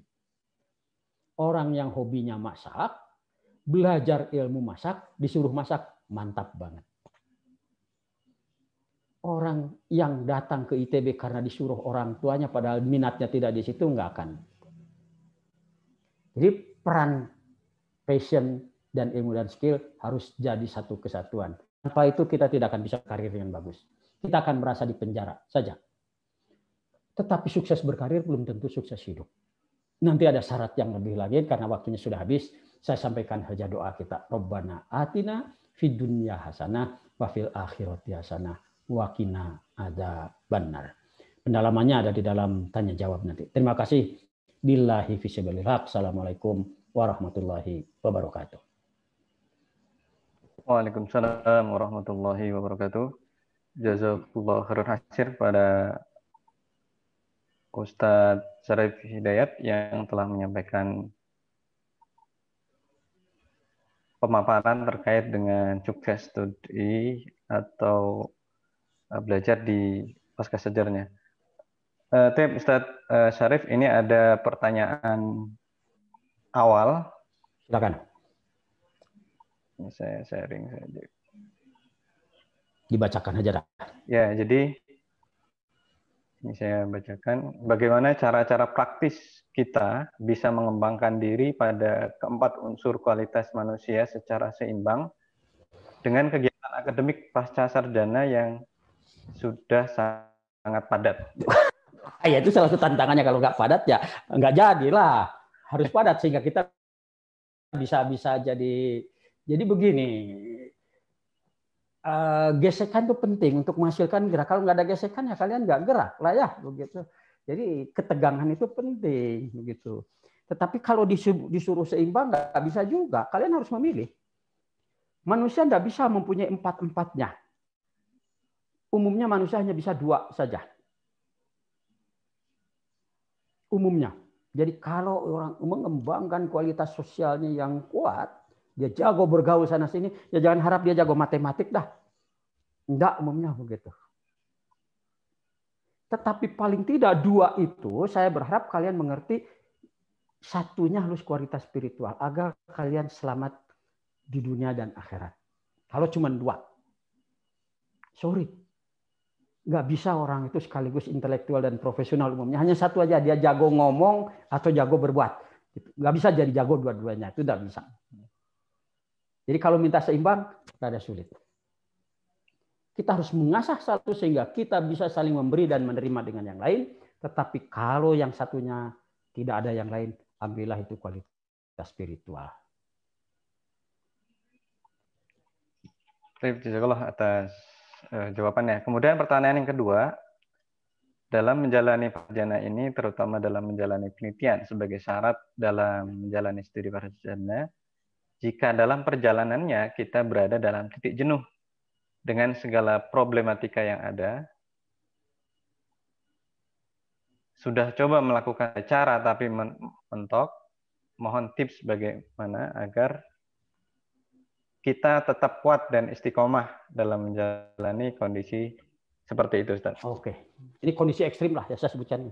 Kalian udah nggak kuat lagi, udah keluar aja, santai aja, nggak kiamat kok. Nggak kiamat. Kalaupun tidak lulus dari pasar sarjana, nggak kiamat. Itu ekstrim ya. Jalannya hidup. Jangan sampai karena kalian harus lulus pasar sarjana, kemudian kalian mengorbankan cita-cita yang lebih tingginya. Karirnya jadi terhambat, apalagi hidupnya jadi terhambat. Hidupnya harus bahagia. Kalau itu kemudian bikin kalian jadi gila ya, nggak usah, santai aja, lepasin aja, ngapain. Bukan segala-galanya kok. Ini titik ekstrim ya. Keberanian kita melepas cita-cita jangka pendek itu harus kalian pegang. Tetapi bukan berarti kalian harus santai-santai, tidak. Harus berusaha keras, tentu saja. Tapi manakala Allah memberikan satu jalan bahwa bukan itu jalan, terima saja dengan santai. Nah, bukan kiamat. Saya tidak akan menyebutkan contohnya karena saya tahu persis. Dalam lingkungan yang paling dekat dengan saya sekalipun. Tidak lulus pasca sarjana bukan kiamat. Tidak lulus sarjana pasca sarjana bukan kiamat. Tentu saja kita harus lulus sedapat mungkin. Kita berusaha sebaik-baiknya. Tapi supaya kita bisa lulus dengan mudah, maka 3 unsur tadi harus dipersatukan. Kalian jangan sampai mengambil bidang yang kalian nggak punya minat. Itu masalah. Kalian harus ambil yang minat. Saya bikin ventilator nggak dibayar orang juga nggak masalah. Santai aja, senang aja. Nggak pusing. Karena saya memang senang bikin barang. Nggak disuruh juga. Malah kalau dilarang-larang saya rada marah. Suruh bikin barang begitu ya. Karena saya memang minat. Saya memang passionnya di bidang itu. Saya kebetulan berprofesi sebagai insinyur. Saya mengambil peran itu. Ya jalan aja dengan nikmat saya begitu. Ya insya Allah sukses kalau kalian melakukan penelitian pada bidang yang kalian sendiri punya minat. Jangan mengambil bidang yang kalian tidak punya minat. Tentu saja juga kalian harus cari dosen yang juga kebetulan ya somehow inline lah sehingga tidak terlalu aneh begitu ya. Ya secara umum sih orang-orang Indonesia nggak bikin aneh-aneh begitu ya. Kalau normal-normal saja dibikin lulus begitu. Saya juga tidak pernah ya lulus saja kalaupun maksa mahasiswa, Pak saya harus lulus bulan depan Pak, kalau enggak saya ya sudah coba saya lihat kamu belum pantas lulus, tapi enggak apa-apa lah kalau penguji setuju lulus saja. Saya bilang begitu pada mahasiswa saya. Sorry sebentar saya tinggal.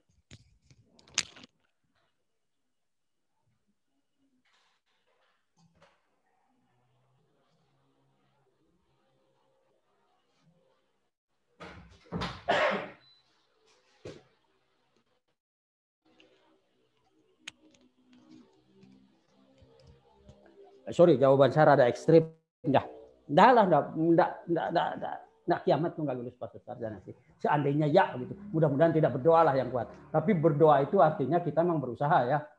Berdoa tanpa usaha itu sama dengan melecehkan Allah itu. Bilang aku cinta padamu tapi sambil nggak pernah memberikan perhatian itu.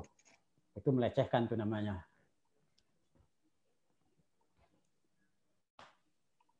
Oke, next. Baik, Pak. Pertanyaan berikutnya adalah bagaimana bila kita sudah terlanjur jauh melangkah dalam suatu hal, tapi rasanya bukan passion kita, Ustaz? Jadi banyak orang menemukan passion sesudah umur 55 tahun, bahkan sesudah pensiun ya. Kalian umur 20-an tahun, 30 tahun, enggak apa-apa, itu belum terlambat banget. Banyak orang yang sudah pensiun baru tahu dia passionnya ternyata di bidang ini. Tapi menganjurkan, tidak untuk diri sendiri, bahkan untuk anak, segera temukan passionnya itu. Jadi kalau memang hobinya adalah ngomong, hobinya meyakinkan orang, udah masuk ke fakultas hukum lah jadi pengacara sana. Tidak dibayar pun juga senang begitu ya meyakinkan orang. Kalau hobinya bergaul, udah masuk ke public relationship aja yang kaitannya untuk menjual begitu. Hobinya bukan meneliti lah ya, kuliahnya di ITB, ya susah memang. Tapi kalau sudah terlanjur juga gimana? Ya kalau kalian masih punya energi, ya tuntaskanlah. Ketuntasan itu bagian dari kesuksesan hidup. Gitu ya, jalani saja. Tapi sesudah itu nggak usah ragu, buang yang tidak ada passionnya, segera belok. Udah ijazah itu kalian kenang saja sebagai kenang-kenangan ketuntasan, satu. Yang kedua, ambil metode ilmiahnya dan bukan hasanahnya. Yang ketiga, kalian punya networking teman-teman. Kalian ambil yang punya. Biarpun kalian misalnya sekarang kuliahnya di biologi atau di kimia begitu, tapi ternyata hobinya hobi masak, ya sudah buka restoran, heboh amat. Begitu, saya sangat ekstrim. Saya terima aja, saya nggak cepat jadi profesor. Adik-adik saya junior banyak, mereka lebih mau menerima resiko untuk lurus.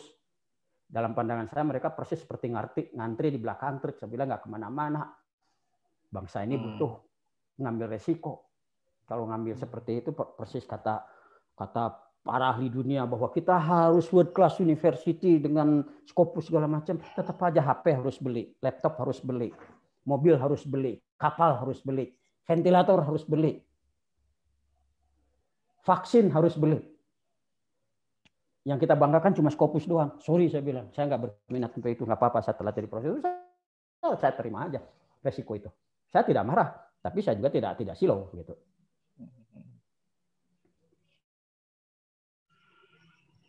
Baik, Ustadz, untuk pertanyaan berikutnya. Silakan. Saya merupakan seorang fresh graduate ya, dan belum pernah memiliki pengalaman kerja. Cita-cita saya menuntut saya untuk mengambil studi lanjut ini. Alhamdulillah Allah beri kesempatan. Namun banyak suara sumbang yang meragukan dan mempertanyakan keputusan saya ini. Seperti untuk apa studi lanjut, mending bekerja dan lain-lain. Jujur manusiawi, saya khawatir dan kadang goyah. Sekiranya bagaimana agar tetap bersemangat, yakin, dan termotivasi hingga sampai pada tujuan yang ingin dicapai. Saya mungkin agak kontroversial ya ngomong ini. Tidak apa-apa. Karena kalau nggak kontroversial bukan saya jadi profesor di ITB dan menggiring ITB nggak kemana-mana juga. Saya sebetulnya kesian pada kalian itu. ITB itu belum siap sebetulnya program, terutama program doktor. Kalau ngomongnya di level pribadi bukan di forum umum, nanti saya jelentrehkan dengan clear sekali. Betapa kalian yang ambil doktor di ITB ini kesian. Karena apa? Bahkan si pembimbingnya sendiri nggak punya topik penelitian begitu. Dia numpang pada penelitian mahasiswanya. Biayanya juga begitu kadang-kadang. Program dokter yang benar si profesornya itu sudah punya topik penelitian, dia kemudian ingin ada orang. Dia kalau perlu ngasih beasiswa supaya dijalanin begitu. Itu baru itu bisa jalan penelitian. Kalau mahasiswanya suruh terantuk-antuk mencari judul sendiri, si profesornya sendiri tidak punya keahlian di situ, ya beratlah. Begitu pulanya dengan sarjananya. Pasca sarjana maksud saya S2-nya. Nah, S2 sih masih rada lumayan lah karena programnya masih pengajaran lah ya begitu. Ya diajarkan aja. Tetapi saya punya cita-cita besar untuk bangsa ini. Dalam kasus ITB saya punya harapan sebetulnya ITB itu 80% lulusannya tidak masuk pasca sarjana.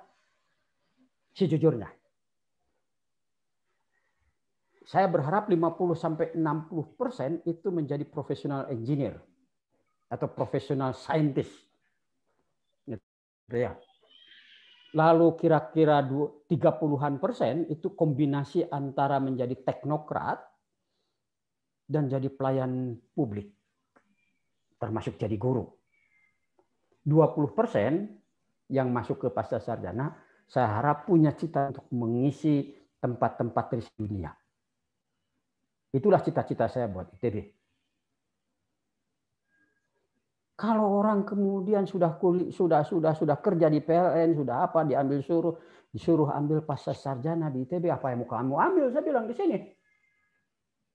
Rekannya pun juga yang teoritis juga. Kesian sebetulnya cuma dapat ijazah aja kamu.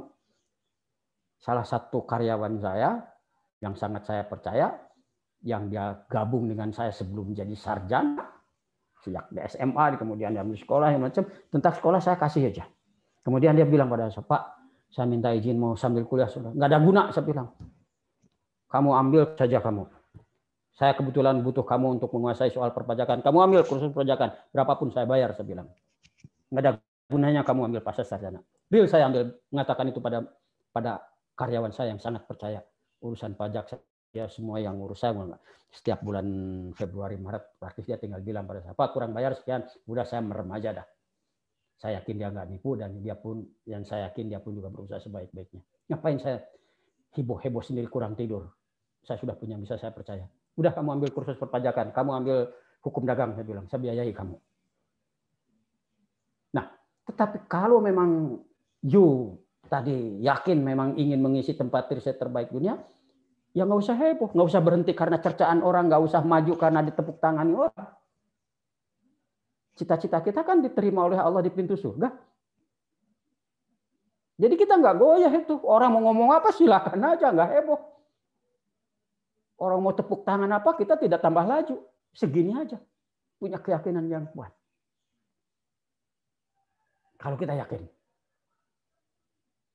Tapi nggak usah marah pada orang. Yang mencerca biasa. Oh, dicerca orang aja kok. Kok heboh amat. Saya sampaikan satu spiritualitas pemimpin. Saya sangat ngiri kepada orang yang ngurus urusan publik termasuk para pemimpin. Sangat ngiri sungguh-sungguh. Pada satu aspek. Dan saya nggak bisa niru mereka. Saya kebetulan orang yang nggak suka urusan privat saya mengemuka. Dan saya juga nggak suka tampil memang. Itu mudah dikenali. Kalian boleh mengenali diri kalian sendiri. Apakah di dalam satu medan pertemuan kalian duduk di depan atau duduk di belakang? Itu menandakan siapa kalian. Seorang calon pemimpin biasanya rada narsis. Ya. Saya nggak suka. Saya diminta foto pun oleh panitia, saya bilang, saya nggak punya foto. Real, saya nggak pernah memfoto di sini. Narsis banget, saya bilang. Gitu. Saya tipe begitu. Nah, saya ngiri pada orang yang berani tampil di muka umum. Karena orang yang tampil di muka umum mengurus urusan umum, mungkin dia diperkenankan Allah masuk surga bukan karena amalnya sendiri. Melainkan karena dia berdoa pada Allah. Ya Allah, jangankan aku berbuat salah, berbuat benar pun aku disalahpahami orang. Aku terima itu ya Allah. Maafkanlah mereka. Orang-orang yang di sekeliling dia itu, orang-orang seperti kita yang kerjanya ngomong itu, ngomongin Jokowi, ngomongin Ridwan Kamil, ngomongin Ahok, ngomongin siapa, itu sebetulnya sedang berbaik hati, memungut sejumput dosanya ditaruh di pundak kita, bergotong royong sampai kita nanti jadi bangkrut di akhirat dan mereka terbebas. Nah, bagi orang yang merasa diomongin, disalahpahami, santai aja hidup. Mereka sedang berbaik hati ngambil dosa kita. Ya. Baik, Pak. Satu lagi pertanyaan. Ya.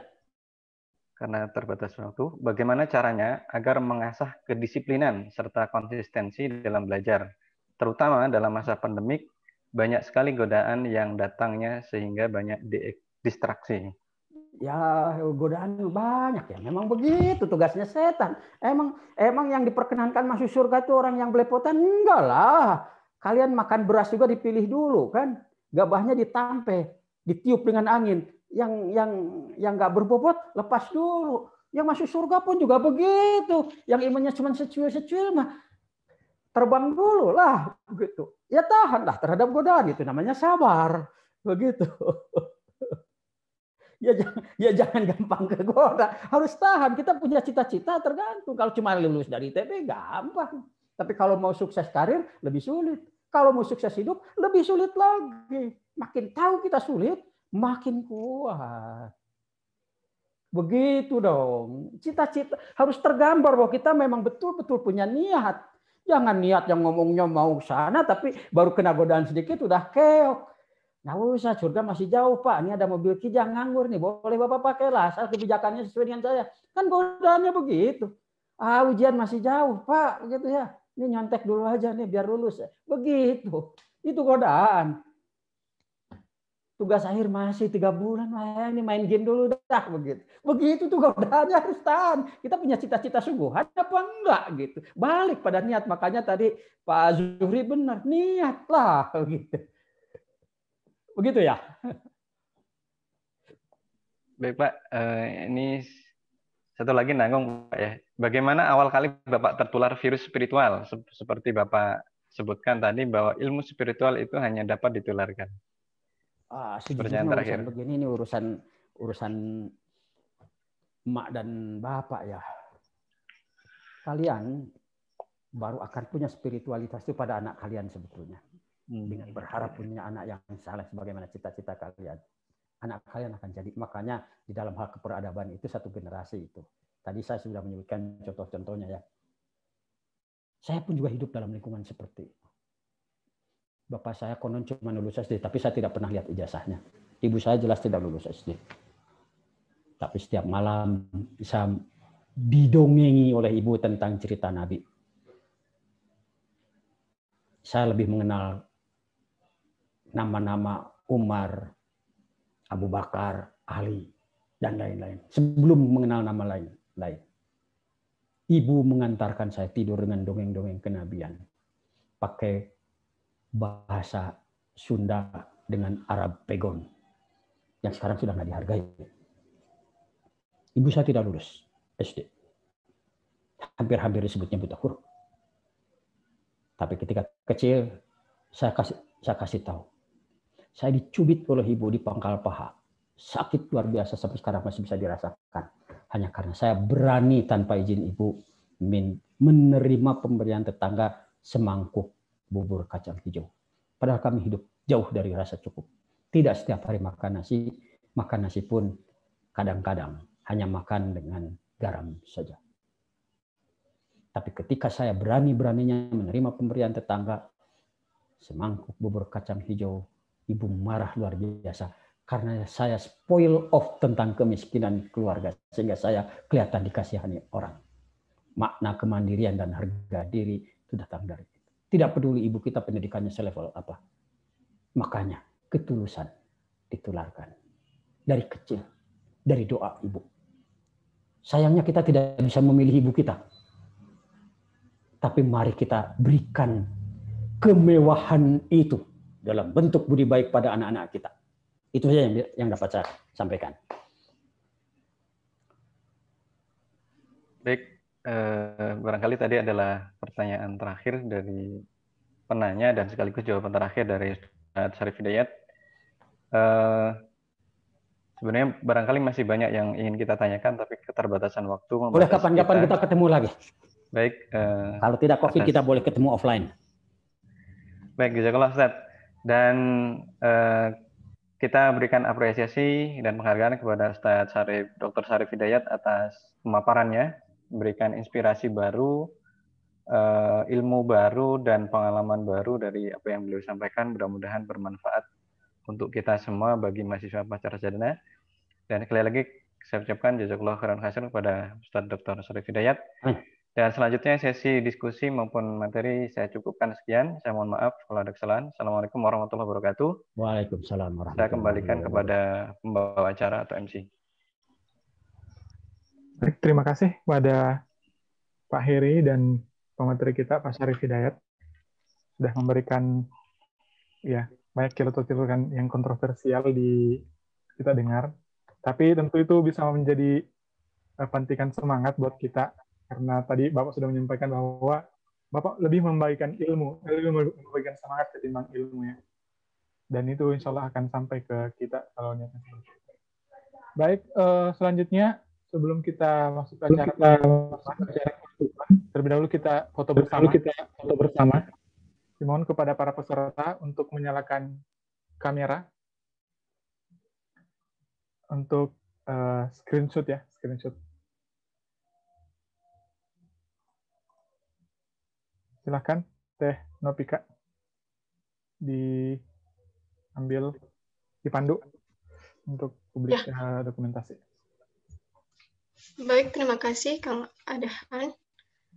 Baik, di sini akan ada 4 sesi. Diharapkan tetap tersenyum di setiap sesi. Saya mulai sesi pertama. Ya, sesi kedua.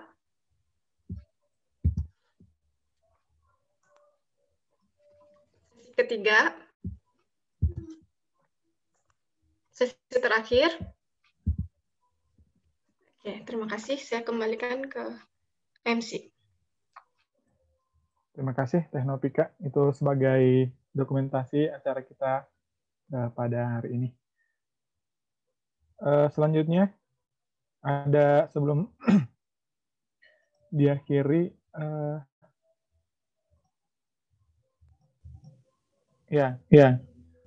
bagi para peserta sekalian yang ingin mengikuti atau update terbaru tentang kegiatan-kegiatan Kamil Pasca Sarjana ITB bisa dilihat di media sosial Kamil di Instagram dengan @kamilpascasarjana ITB, di YouTube, dan kebetulan kegiatan kita ini bisa dilihat ya. Dan Pika gimana? Ini bisa dilihat di YouTube ya? Hari ini enggak, Kang. Oh, enggak ya.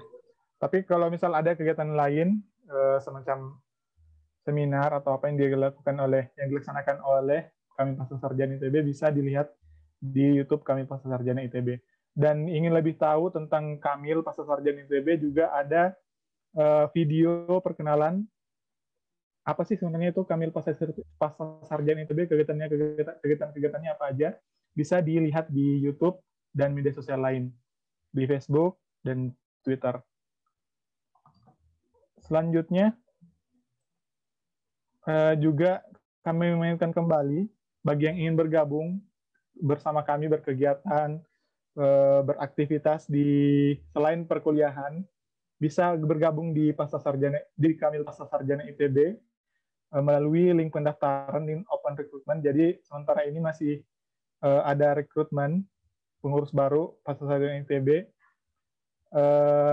dari tanggal 17 Januari sampai tanggal 1 Februari dengan mengisi form yang dapat diakses melalui link yang ada di slide, bisa dilihat di slide, juga nanti akan di-share di grup WA, juga sudah di-share di kolom chat. Selanjutnya, kami mengingatkan juga untuk mengisi survei awal kebutuhan mahasiswa Pasca Sarjana ITB khusus untuk mahasiswa Pasca Sarjana ITB, mengisi link atau form yang telah di-share tadi di awal. Mungkin itu saja untuk kegiatan kita pada kesempatan kali ini. Sampai jumpa di kegiatan-kegiatan Kamil berikutnya. Tetap update info di media sosial Kamil Pasca Sarjana. Mungkin itu saja. Apabila ada kekurangan, kalau ada kekurangan silahkan disampaikan ke panitia, bisa melalui grup atau di kontak person di WA. Kontaknya sudah ada di grup. Terima kasih kepada para peserta sekalian. Terima kasih kepada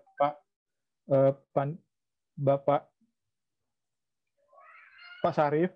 Terima kasih pada Pak Moderator dan juga pembina Kamil. Terima kasih kepada Kang Nugra dan panitia sekalian. Akhir kalam, kami mengucapkan banyak-banyak apabila masih banyak kekurangan dalam kegiatan ini. Kami tutup dengan doa kafaratul majelis. Subhanakallahumma bihamdik, asyhadu an la ilaha illa anta, astaghfiruka wa atubu ilaik. Wassalamualaikum warahmatullahi wabarakatuh. Waalaikumsalam warahmatullahi wabarakatuh. Terima kasih. Terima kasih semuanya. Terima kasih semua.